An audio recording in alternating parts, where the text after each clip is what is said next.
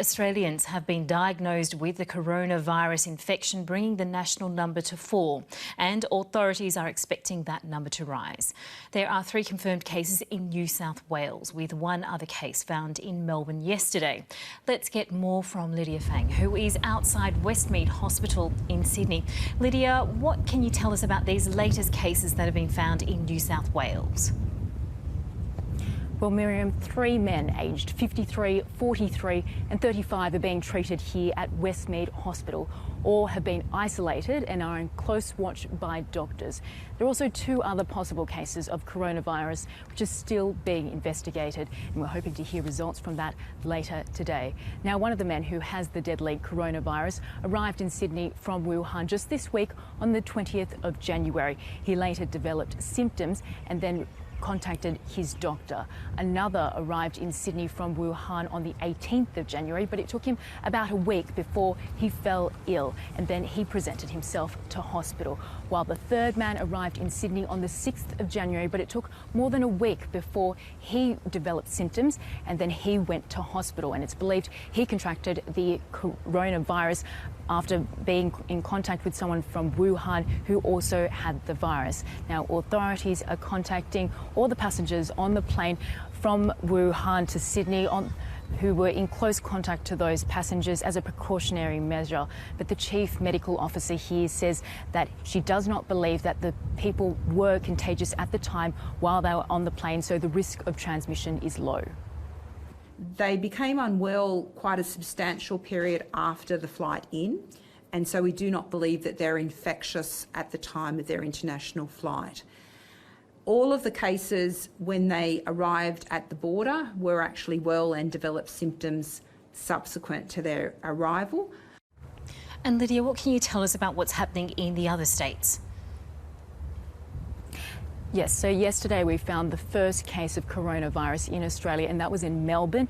And that man is in his 50s. He's a Chinese man and he's currently in a stable condition in Monash Medical Centre.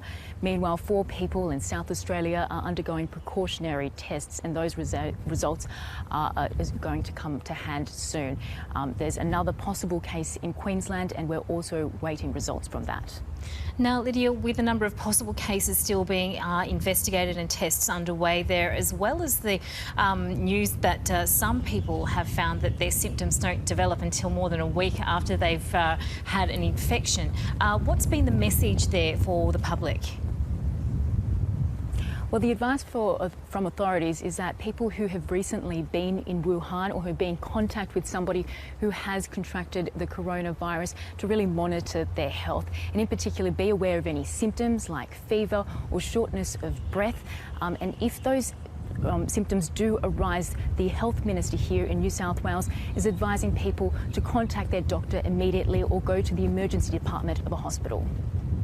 People who are feeling sick with the symptoms that Dr. Chant has talked about, and if you have come from Wuhan or in that area, it's important that before you go to your GP, you ring ahead and let the GP know, so that the GP can understand you're coming to be considered for that possibility, so that we can make sure that appropriate steps are taken in the GP's surgery. The GP can take appropriate steps.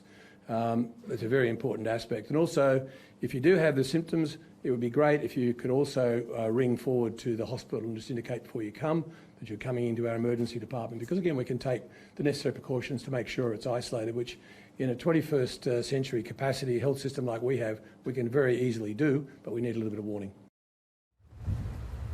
The federal government has raised the travel advice for Wuhan and Hubei province given this deadly coronavirus. Now, that level 4 travel warning means that Australians are not urged not to go to the region. And if they do end up in the area, it's very unlikely that they'll be able to leave. And if they want assistance from the Australian government, well, that's very limited too.